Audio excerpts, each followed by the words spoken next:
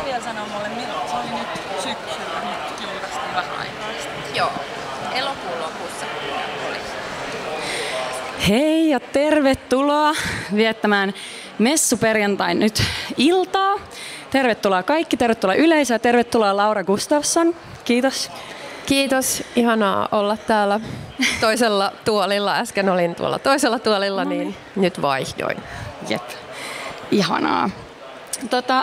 Sulta ilmestyi, julkaisit tässä elokuun lopussa Lihakirja-romaanin. Nyt mä haluaisin ihan alkuun kysyä, että mistä tämä nimi on tullut, minkä takia Lihakirja? No, Lihakirjahan siis viittaa ihmiseen. Me olemme kaikki lihakirjoja. Me olemme samaan aikaan lihaa ja me olemme myös jotain tämmöistä tarinallista, sisällöllistä, mystistä, sanoitettua tai sanoittamatonta. Ja toki kirjan nimi on saanut inspiraatiota myös CMX:n kappaleesta Musiikin ystävälliset kasvot, jossa lauletaan lihakirjasta. Mun mielestä se oli hirvittävän sopiva nimi tälle teokselle, koska tässä käsitellään lihaa sanan kaikissa mahdollisissa merkityksissä. Kyllä, nimenomaan liha on polyseeminen sana. Sitä voidaan monesta näkökulmasta tutkia. Sä olet myös vahva eläinoikeusaktivisti. Tässä kirjassa tämä on kaunokirja, yhdistyy kaunokirjallisuus ja tämmöinen eläinpoliittinen manifesti. Miten tähän on päädytty? Minkä takia juuri kaunokirja tästä aiheesta? Ja onko sulla, mikä inspiroi tämän kirjan kirjoittamiseen juuri nyt? No siis mä halusin, tai en halunnut kirjoittaa kirjaa raiskauksesta, mutta mun oli pakko kirjoittaa se, koska mä en tällä hetkellä pystynyt kirjoittamaan yhtään mitään muutakaan kirjaa. Ja on tullut paljon ansiokkaita raiskauskirjoja ja raiskaustarinoita, ja tämä ei tosiaankaan ole mikään uusi asia tai mitenkään shokeeraava asia kaunokirjallisuudessa tai taiteessa ylipäätään, mutta mun silti piti saada itse käsitellä sitä aihetta, ja mulla siihen liittyy niin vahvasti paitsi se, mitä ihmisille tehdään, usein naisille, lapsille tai kelle tahansa ei-miehille, vaikka miehetkin kokevat seksuaaliväkivaltaa, se on totta, mutta suurin osa kokijoista on jotain muita kuin miehiä.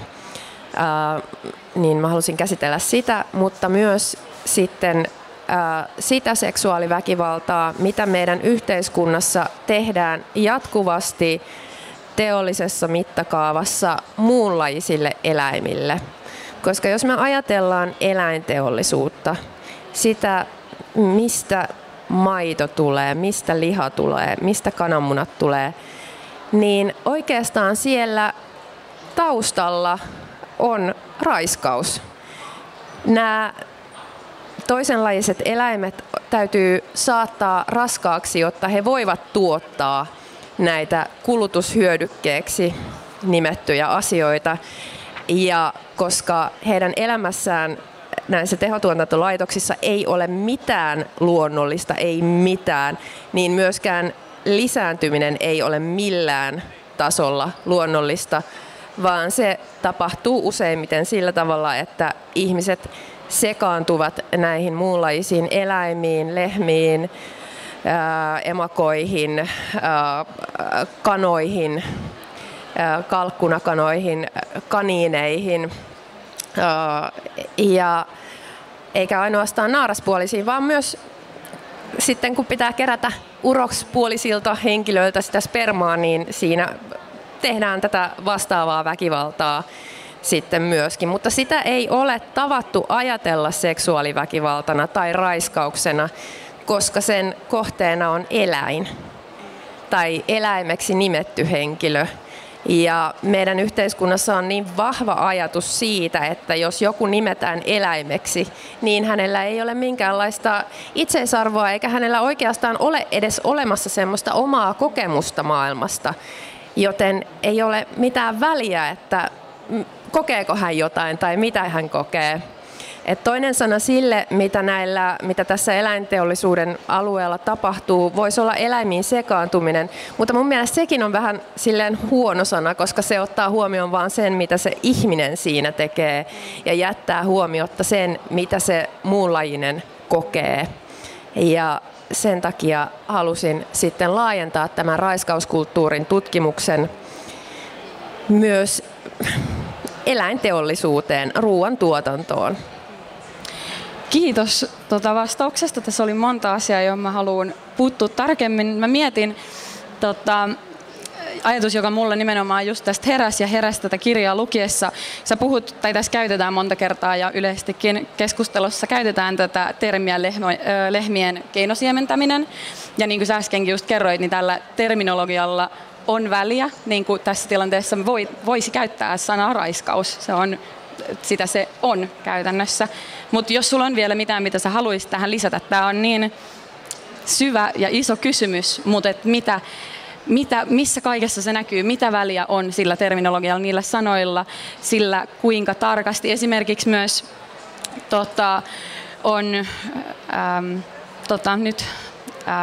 että missä tämä termi otettiin käyttöön, mutta on raiskaus sitten. Jossain vaiheessa alettiin puhua esimerkiksi lievästä raiskauksesta. Mitä väliä sillä on, mitä termejä me käytetään ja mikä vaikutus sillä on? Sillä on ihan niin kuin kaikki merkitys, koska sanoilla me tehdään asiat todellisiksi. Jos meillä ei ole sanoja jollekin, vaikkapa jollekin väkivallan muodolle, mitä meidän kulttuurissa tehdään jatkuvasti, niin eihän me sitä niin kuin nähdä. Me ei tunnusteta sitä, jos me ei pystytä edes puhumaan siitä. Ja sen tähden se asia voi sitten jatkua ihan ikään kuin sitä ei olisi olemassakaan. Ja myös sitten kaikenlainen tämmöinen kiertoilmausten keksiminen, niin kuin vaikka toi keinosiementäminen, niin sehän on tuttua siitä, että aina kun ihmiset tekee jotain tosi hirveätä ja väärää, minkä ne tajuu itsekin olevan hirveätä ja väärää, niin ne mieluiten ei käytä sitä sanaa, minkä ne tietää olevan se oikea sana, vaan ne keksii sille kaikenlaisia kaunistelevia ilmauksia, kiertoilmauksia, eufemismeja. Ja se on niin kuin tosi olennainen osa just eläinteollisuudessa. Siellä ei esimerkiksi tapeta, saati murhata, vaan siellä teurastetaan tai poistetaan tai vastaavaa. Ja sitten kaikenlainen väkivalta saadaan kuulostamaan siltä, että se on aivan hygienistä, se on aivan niin kuin kliinistä ja normaalia ja ihan ok, taloudellisesti järkevää. Ja sama juttu on sitten siinä, että me vierastetaan tosi paljon sitä raiskaussanan käyttämistä. Mä huomasin itse, kun mä kirjoitin ja varsinkin kun mä luin sitä äänikirjaksi, niin se oli välillä aivan hirveätä hokea sitä sanaa. Se on tosi epämiellyttävä sana ja sillä on hirveän suuri taakka. Ja se niin kun, mun mielestä sen takia just sitä täytyy käyttää. Sitä on niin kuin pakko hokea, että siitä tulee normaali sana, koska se niin kuin raiskaaminen on meidän kulttuurissa, meidän yhteiskunnassa, ihmiskunnan keskuudessa niin yleinen ongelma.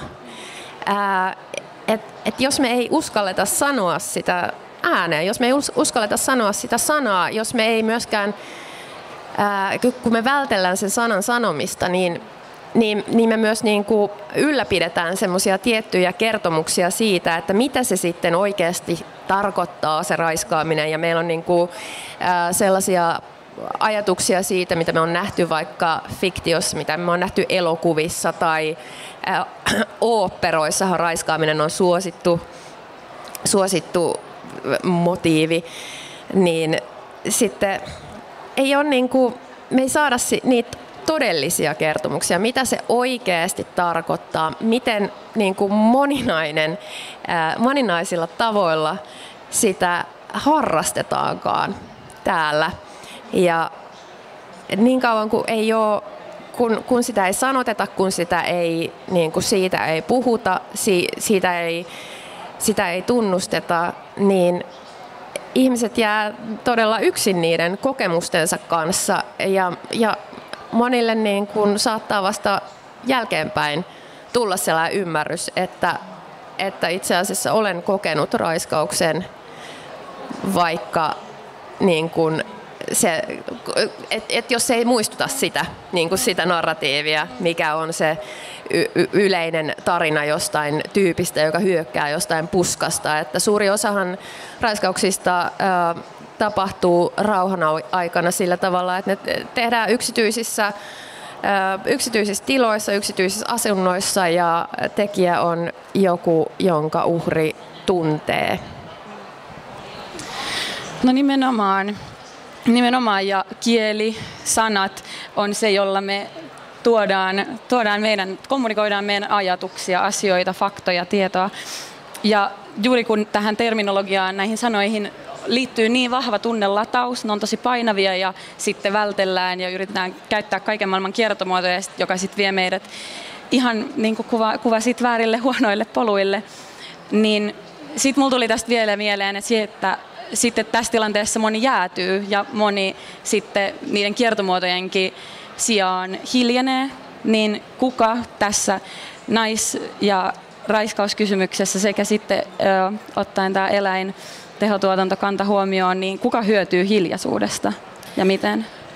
No se on erittäin hyvä kysymys ja se on hyvin ilmeistä, kun sitä hetken ajattelee, että kuka siitä hyötyy. Se on tietysti ne tekijät, jotka hyötyvät siitä, että heidän tekoaan ei nimetä ja että heitä ei nimetä. Ei kerrota, että mitä sinä oikeasti teit. Ja tämä on aika jännää ja samalla tavalla niin kuin meitähän varsinkin siis naisia kasvatetaan tosi paljon sellaiseen, että ei ole oikein hyvä juttu puhua siitä, jos kokee seksuaaliväkivaltaa, koska siinä on aina se mahdollisuus, että ihmiset alkaa kyseenalaistaa sen naisen omaa toimintaa, että miten sä edesautoit sitä, että sulle tapahtui tällä tavalla. Ja myös tämä kaikki tietysti hyödyttää sitten näitä tekijöitä. Ja sitten siinä tulee vielä sekin, että aletaan niin kuin kyseenalaistaa sitä, että puhuuko se nainen totta itse asiassa vai onko sillä joku muu motiivi kertoa tästä miesparasta tai ei nyt sukupuoliteta, vaan sanotaan, että tekijäparasta tällaisia tosi ikäviä juttuja. Ja sitä mä ihmettelen, että kun raiskaus on kuitenkin niin kuin tosi heikosti sanktioitu meidän, niin kuin vaikka Suomessa, että ne tuomiot on aika mitättömiä ja niitä aika harvoin jaellaan, niin että mikä siinä on niin hirveätä sitten, että eikö se olisi niin kuin pahempi, että sanoisi jostain äijästä, että mä oon ihan varma, että toi varasti auton tai silleen, tai joku sellainen rikos, mikä on niin kuin vakavammin otettu meidän maassa. Et miksi just tää on sellainen erityisen niin kuin kauhea asia sitten häpäistä jotain miestä. Ja sitten kun vihdoinkin aletaan niitä tuomioita niin kuin juridisesti jakaa tai ylipäätään päädytään oikeuteen, niin sitten usein tulee tällainen, että no voi että, no nyt se mies sai niin paljon tämmöistä negatiivista huomioon, että nythän se on jo tavallaan sen rangaistuksensa saanut. Mutta sitten kun siis niin paljon kun seksuaaliväkivaltaa vähätellään ja niin kuin mitättömänä asiana, kun sitä pidetään ja naisille sanotaan tai uhreille sanotaan, että no eihän toi nyt ollut edes mikään kovin paha, että sä oot ihan ok, että koita nyt niin kuin get over it. Niin et jos se on niin pikkujuttu, niin miksi se on niin hirveä, että sanoo jotakuta raiskaajaksi? No nimenomaan tätä keskustelukulttuurin ei edes voi sanoa vinoutumaa, vaan niin kuin täysin väärin, kallista vääristymää tätä. Mä mietin sun kirjaa lukiessa. Mä haluaisin lukea tähän ihan tästä kirjan alusta pienen pätkän. Naisen ruumis, yleisen naisen, ei tämän erityisen, voi tarjota asioita, joita mies tarvitsee tai ainakin haluaa. Yleismies, ei välttämättä tämä nimenomainen. Naisen ruumiista saa seksuaalista tyydytystä, perillisiä ja hoivaa. Jos nainen kieltäytyy antamasta niitä, se on miehille harmillinen tilanne. Siksi miehen täytyy hallita naista. Muuten hän joutuisi hallitsemaan halujaan, tarpeitaan, miten vaan. Sukupuolta ei voi kiertää. Tämä keskustelukulttuurin vinoutuma, tämä on niin sairasta, tämä on niin kaukana kaikesta todellisuudesta. Niin, en mä edes tiedä suurin piirtein, mitä mä haluan kysyä. Tämä vaan raivostuttaa niin kuin suurella ja syvällä tasolla. Mutta se, että miten tähän on historiallisesti päädytty ja miten tästä voisi päästä pois. Miten tämän keskustelun voi kääntää siihen, että miehet ottaisi vastuuta ja tämä syytökset menis niin kuin oikeaan suuntaan? No senhän pitäisi olla miesten ongelma. Eihän me voida sitä ratkaista. Heidän täytyy... Olisi hirveän helppo ratkaisu olemassa tähän, ja se olisi se, että raiskaajat lopettaisi sen raiskaamisen. Ja sitten ongelmaa ei olisi. Se olisi ihan mahtavaa. Niin. Mä en keksi parempaa ratkaisua. Niin. Siis, no en mäkään, sen takia oli pakko nyt kysyä sulta, kun viisaampien kanssa saa keskustella. No, sit mä mietin just tässä alussa, puhut myös, niin kuin käytät kirjassa paljon niin kuin mies- ja naistermejä. Sitten mä mietin vielä tätä terminologiaa niin kuin sen kannalta, että mitä väliä sillä on, että puhutaanko me tässä keskustelun ympärillä, puhutaanko me miehistä ja naisista, puhutaanko me rikoksen tekijästä ja uhrista. Ja just sit päädyin myös tähän, että miten tässä keskustelussa sen saisi pidettyä niin kuin inklusiivisena, ottaa niin kuin kaikki ihmiset huomioon, mutta sitten myös pitäen fokuksen silleen, että pitääkö asiat niin kuin ratkoa jossain niin kuin järjestyksessä niin, että ensin puututaan siihen niin kuin statistisesti isompiin kysymyksiin vai onko tästä mahdollista puhua niin, että puhutaan kaikesta samaan aikaan ja puhutaan myös samalla niin kuin miehistä ja naisista tämän kysymyksen ympärillä? No kyllä mä toivon, että se on mahdollista ja mä en niin kuin jaksaisi toisaalta sitäkään, että joka kerta pitää sanoa sitten, että no ei kaikki miehet ja kyllä myös ne miehet kokevat, että tavallaan mä käsittelen tässä kirjassa myös sitä, niin kuin, aivan kuten käsittelen ihmisen ja eläimen käsitteitä, niin käsittelen myös miehen ja naisen käsitteitä, että ne eivät ole välttämättä ihan niin biologisesti määrittyvät kuin joskus saatetaan kuvitella. Että mä näen siinä myös semmoista niin kuin, että kuka on hierarkkisessa asemassa samalla tavalla kuin ihmiseläin käsitteissä. Että se on aina se ihminen, joka on se, jolla on se valta, se joka määritellään ihmiseksi.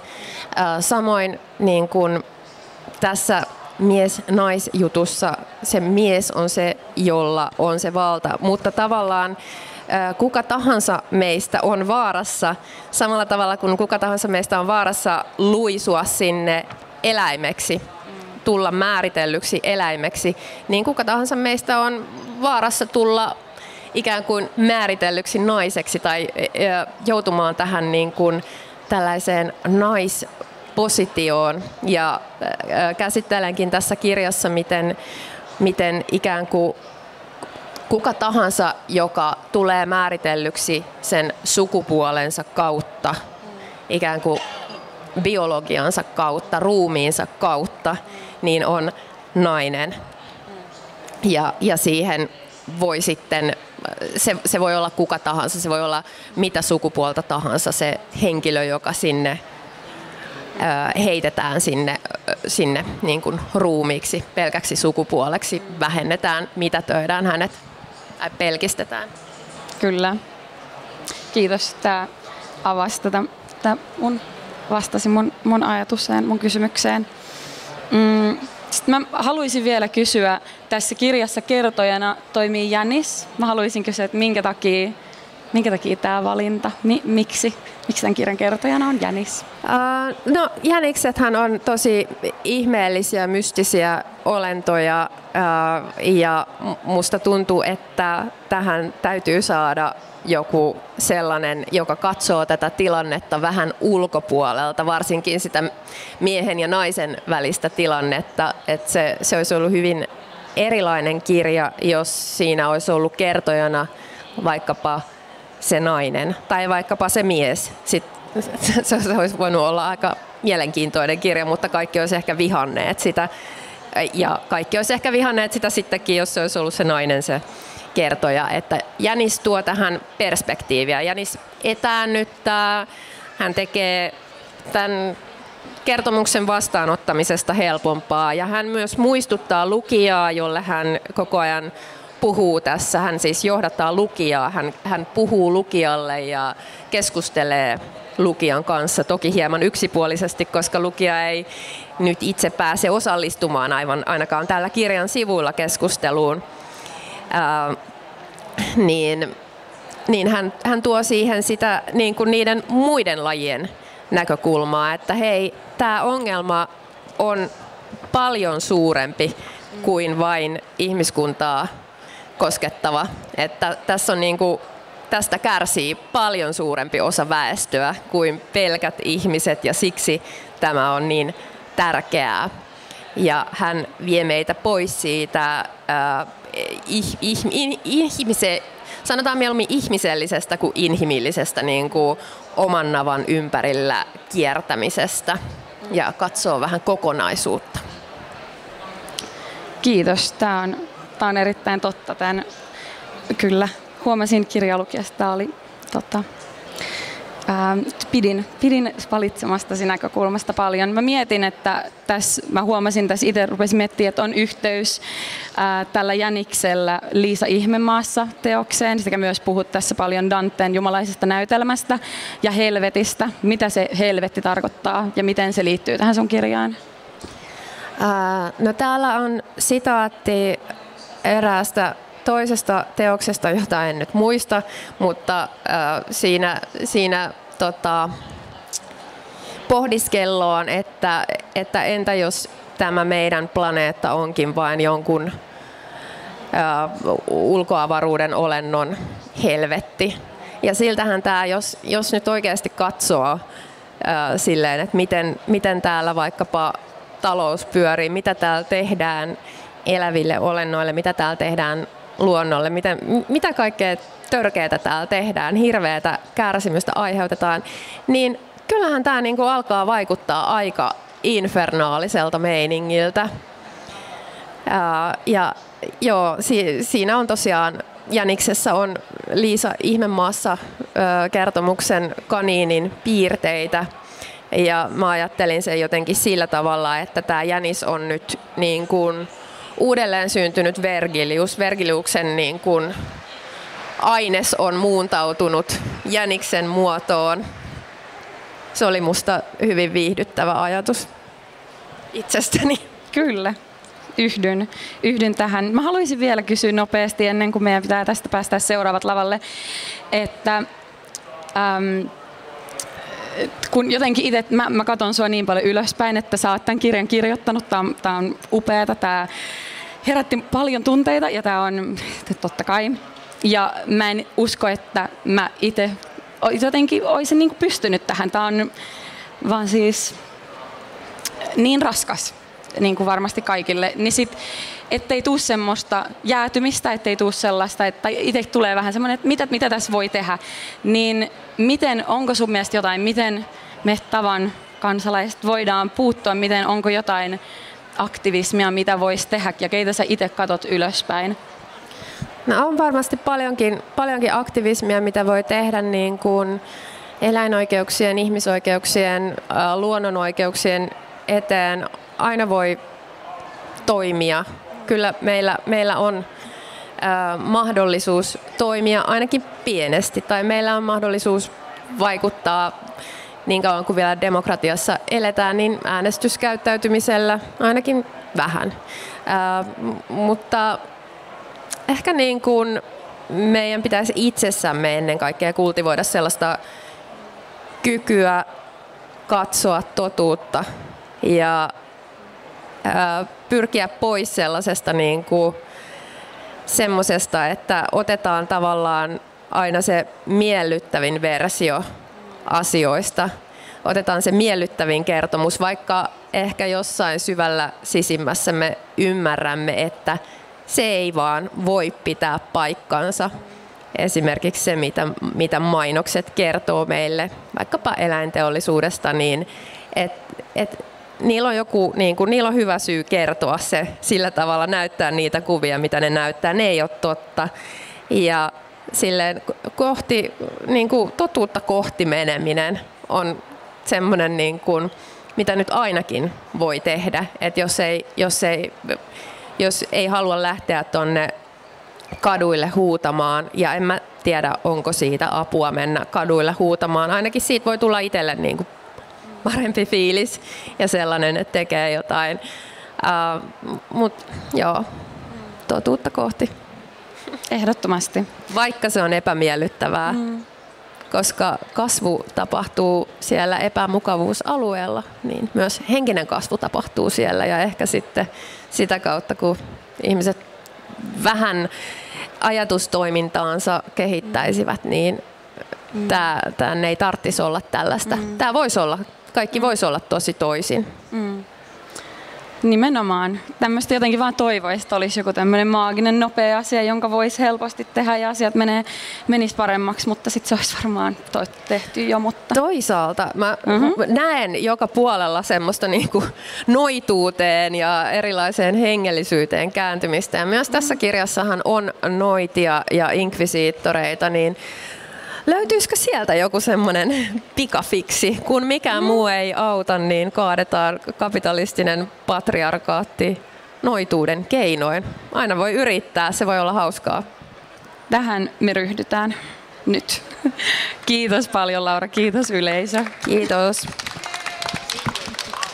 Ja Laura tulee nyt signeeraamaan tähän viereen Rosebudin osastolle. Tulkaa sinne meidän kanssa.